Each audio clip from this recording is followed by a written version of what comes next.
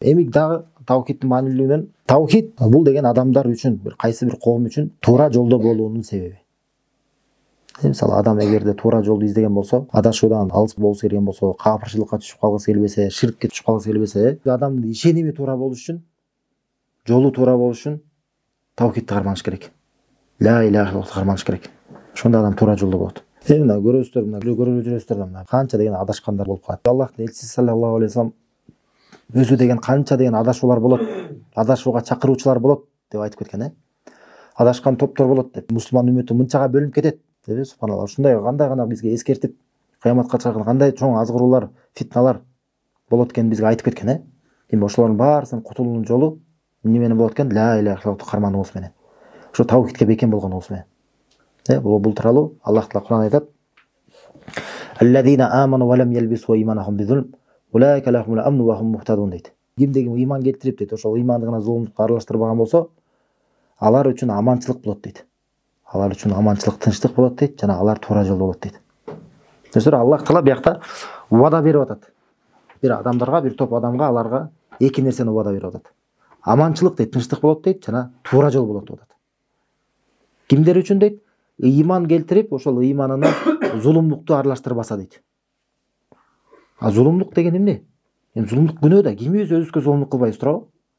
Демек кандай биз эмне туура жолго таппай калабызбы? Аманчылык бизге болбойбу? Деген сыяктуу суроо сахабаларга да туулган да. Анан сахабалар ушул аятты түшүнүп, бул аят түшкөндөн кийин алар коркуп кетишкен. Чочулашып, анан пайгамбарга саллаллаху алейхи вассалам келип сурашкан. Fa ayyuna la yazlim nafsahu дейт да. Биз кимибиз өзүбүзгө зулумдук кылбайбыз дейт да. Күнөө кылбаган арабызда ким бар? Бул аятта айтып атпайбы Аллах Таала ыйман келтирип, такыр зулумдук кылбаса дейт да. Такыр зулумдук кылбаса ошолор үчүн аманчылык, анан туура жол болот деп атат. Биз кимибиз зулумдук кылбаган кимибиз бар? Дегенде, Аллахтын элчиси саллаллаху алейхи вассалам өзү Куранды түшүндүрүш үчүн жөнөтүлгөн да. Өзү түшүндүрүп берген.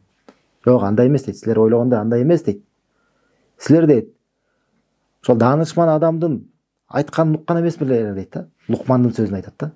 Лукман Куранда эле ал айткан: "Я бунайя" дейт да. Балам дейт. "Ла тушрик билла". Аллахка шерик келтирбе. "Инна ширка ла зулмун азим" дейт. Чынында ширк бул эң улуу зулумдук деген да. Ширк бул эң улуу адилетсиздик деген. Демек жанагы аяттагы зулумдук бул ширк жөнүндө айтылып атат да. Муну өзү ким түшүндүрүп берип атат? Пайгамбар саллаллаху алейхи вассалам өзү түшүндүрүп берген аятты. Демек аяттын мааниси кандай болуп калат экен? Ким ыйман келтирип, ким мусулман болуп, ыйманга келип, андан соң ошол ыйманына зулумдукту, кайсы зулумдук? Эң улуу зулумдук, эң улуу адилетсиздикти, ширкти аралаштырбаса, Аллах Таала ага убада берип атат ошолорго. Не дейт? Алар аманчылыкта болот дейт, жана алар үчүн туура жол болот дейт. Көрсөңөр, мына эки нерсени, эки улуу нерсени адам бул жашоосунда бардык нерседен эң эңсеген, эң ошого умтулган нерсени мына Аллах Таала бизге убада берип коет. Ошого кантип жетет экенибизди мына Аллах Таала бизге өзүн туура жолго биз табуучу болгон Куранында бизге баяндап берип атат. Мына биз эгерде аманчылыкты кааласак, ар кандай апааттардан сактанууну, ар кандай балелерден, ар кандай адашуулардан баарысынан алыс болгубуз келген болсо, аман калышты кааласак, ошондой эле туура жолдо жүрүүнү кааласак, адашып кетпей, ушул аятта айтылган сыпаттар менен сыпатталышыбыз керек. Ыйман келтирип, андан соң ширктен алыс болушубуз керек. Эми карасаңыздар, эки нерсе убада кылыныптыр. Аманчылык дейт, жана туура жол дейт. Кимдер үчүн? Ширк келтирбегендер үчүн. Ла иляха иллаллахты карманып, демек анын карама-каршыдан алыс болгондор, ширктен алыс болгондор үчүн. Жана аманчылык, тынчтык жана туура жол кайсыл дүйнөдө? Кайсыл дүйнөдө? Бул дүйнөдөбү же акыреттеби? Аллах Таала бул жакта чектеген жок да, чектеген жок. Айткан жок, бул дүйнөдө болот, же акыретте болот деп айткан жок. Демек айтпагандыктан эмне түшүнөбүз? Демек бул бардык нерсени камтыйт. Бул дүйнөдөгү да, акыреттеги да.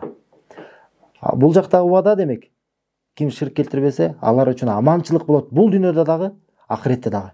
Бул дүйнөдө алар ар кандай апааттардан, балээлерден, ар кандай адашуулардан, ширкке түшүп кетүүдөн, капырлыкка түшүп кетүүдөн, бардык жамандыктардан алар аманчылыкта болот. Жана аркы дүйнөдө дагы алар аманчылыкта болот. Аркы дүйнөдө азаптан, кабыр азабынан, кыяматтагы кыйынчылыктардан, тозоктун азабынан, бардык нерседен алар аманчылыкта болот. Бул дүйнөдө алар туура жолдо болот, туура исламда болот, пайгамбардын жолунда бекем болушот, сахабалардын жолунда бекем болушот, адашып кетишпейт, башка адашкан топторго кошулуп кетишпейт, динден чыгып кетишпейт, туура жолдо болот, жана акыретте дагы туура жолдо болот. Акыретте кандай туура жол болот? Акыретте ошол бейишке бара турган түз жолдо болуп, алар бейишке түп-түз барышат. Көрсөңөр кандай улуу аятта, кандай улуу Аллах Тааланын бизге болгон убадалары да. Эми Аллахтан сурайбыз, өзүнүн сөзү аркылуу, өзүнүн элчиси аркылуу бул бизге убадалган нерселерин бизге берген болсун. Бул жакта дагы маанилүүсү көрсөңөр мына. Кайсы бир коомдордо ар кандай апаттар, балелер болуп атса, кыйынчылыктар болуп атса, Аллах сактасын, согуштар болуп атат туурабы? Ушунун баарысынын себеби эмнеде экен? Эгерде ушул аяттын негизине карасак. Ушунун баарысы таукидтин жок болгондугунан да. Ошонун баарысы ошол элдин арасында ширктин жайылып кеткендигинен. Аллах Тааланын акысын аткарбагандыктан болот. Кайсы бир коомдо бир бале болдубу, ошол жакта демек ширк бар. Аллах Тааланын акысын аткарбай жатат. А эгерде чынында таукид орногондо, ла иляха иллаллахты карманып жүрүшкөндө, Аллах Тааланын убада бар эле, аларда аманчылык болот деген.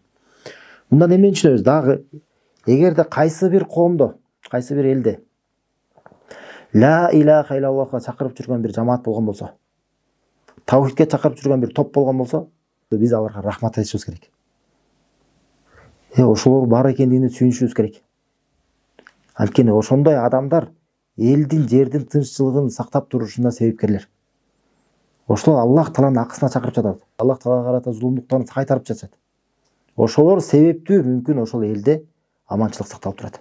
Көрсөңөр, аларга душмандык көрсөтпөй, көрсөңөр, аларга каршы чыкпай, кайра аларды колдошубуз керек. Алар менен бирге туруп, биз дагы Аллах Тааланын акысын колдогондор болушубуз керек. Көрсөңөр, ошондо баардыгы үчүн биякта Аллах Таала убада кылган аманчылыктагы, тынчтыктагы туура жолдо болот. Көрсөңөр, ошондуктан кайсы бир адамдар таухидке чакырып жүргөн болсо, адамдар үчүн эң баарынан жакшылыкты каалоочулар. Анткени алар бул дүйнө акыреттеги эң башкы бактылуу калып бара турган жолго чакырып жатышат. Жана эң улуу азап калып бара турган себептен кайтарып атышат. Жана ошолор себептүү жерде жана элде эмне болот дедик? Тынчтык болот, аманчылык болот. Адамдар туура жолдо болот. Жана ошолор себептүү Аллах Таала бир кайсы бир коомго өзүнүн жардамын берет. Жана алардын абалдын оңолушу дагы баарысы тең эмне таухид себептүү болот да. Ушул темага байланыштуу дагы бир Аллах Тааланын сөзү бар. Аллах Таала айтат Куранда: "Ва'адаллаху аллазина аману минкум ва амилус салихати ла ястахлифаннахум фил ард, кама стахлафа аллазина мин qablihim." Аллах Таала убада кылды дейт. Аллах Таала карасаңыздар, буякта айтып атат, убада кылды силердин араңардагы иман келтиргендерге жана солих жакшылык амалдарды кылгандарга. Эмне убада? Карасаңыздар, жер жүзүндө силерди орун басар кыламын деп, жер бетинде силерди халифа кыламын деп, башчы кыламын деп, орун басар кыламын деп убада кылган момундарга. Силерге чейинкилерди жер бетинде орун басар кылган сыяктуу элет. Вала юмаккинанна лахум динахум аллази артада лахум. Жана аларга, ошол момундар үчүн, алар үчүн разы болгон динин бекем кылып беремин деп убада кылды дейт. Алар үчүн разы болгон дин эмне? Ислам дини. Ошол динин алар үчүн бекем кылып беремин деп Аллах Таала убада берди дейт. Дининде карманып жүргөндүгүн, көрсөңөр, динде карманып жүрүш жеңил болуусун баардык нерсени эмне? Ошо тамкин деп коет да. Ошону Аллах Таала жеңилдетип берем деп, ошол нерсени силерге орнотуп берем деп Аллах Таала убада кылды дейт. Вала юбаддиланнахум мин баъди хауфихим амна дейт. Жана аларга коркунучунан кийин дейт, коркунучтан кийин аларга аманчылыкты алмаштырып беремин деп. Аллах Таала ушуларды убада кылып атат. Демек, эмнени? Биринчи, жер бетинде падышалыкты, бийликти дейт, орун басарлыкты беремин деди. Экинчи эмне дейт? Диндеги силерге бекемдикти дейт. Диниңердин бекем болушун жана силер да динде бекем болууну, ошону убада берди. Үчүнчү, коркунучту кетирем деп. Эмне менен алмаштырам деп? Аманчылык менен алмаштырам деп. Карасаңыздар, Аллах Таала убада кылды деп атат ушунун баарын. Эми карасаңыздар, улантысына мына ушул жери маанилүү. Айтат: "Я'будунани ва ла юшрикуна би шай'a" дейт. Алар, ушулар мага сыйынышат дейт. Мага гана сыйынышат жана мага эч нерсени шерик келтиришпейт дейт. Көрсөңөр, таухидти кармангандар экен, ла иляха иллаллах кармангандар экен. Ошолорго ушундай убадалар бар экен. Айтат: "Ва ман кафара ба'да залика фа улайка хумул фасикун" дейт. Ким мындан кийин ким капырчылыкты көрсөткөн болсо, капырчылык кылган болсо, мына чыныгы ушулар бузукулар дейт. Фасыктар дейт. Карасаңыздар, кандай гана улуу Аллах Тааланын убадалары. Кандай гана улуу Аллах Тааланын убадалары. Көрсөңөр, Куранды деле кармансак, Аллах Тааланын сөзүнө биз башпагып, кулак салып уксак, көрсөңөр, көптөгөн биздин проблемалар, көптөгөн биздин мусулман үмөтүбүздүн көйгөйлөрү чечиле турган жолдор айтылган да. Канча деген мусулмандардын жерлерин башка диндегилер, башка капырлар басып алып атат деп айтабыз. Аскерлери менен келип, аларга зулумдук кылып атат дейбиз. Мусулмандардын өз ара ынтымагы жок болуп атат дейбиз. Динден алыстап атат дейбиз. Динин кармана албай жүрүп атат дейбиз. Аларда коркунуч болуп атат дейбиз. Ушунун баарысын чыга турган жолу мына Аллах Таала бизге өзү айтып кеткен экен. Алар эмне кылса, таухидти карманса, ла иляха иллаллахты карманса, ушунун баары болбойт эле. Аллах Таала убада кылган аларга. аларга жер үстүндө аларды орун басар кылат эле, коркунучтарын кетирет эле, жана динин карманып жүрүүгө туруктуулук берет эле. А бүгүнкү күнү эгер адамдар келип кайра эгер баардык проблемабызды мына мусулман үммөтүнүн көйгөйлөрүн чечүү жолу бул таукидте ла иляха иллаллахты карманууда деп айтсаң, кайра сени жинди катары көрүшөт да.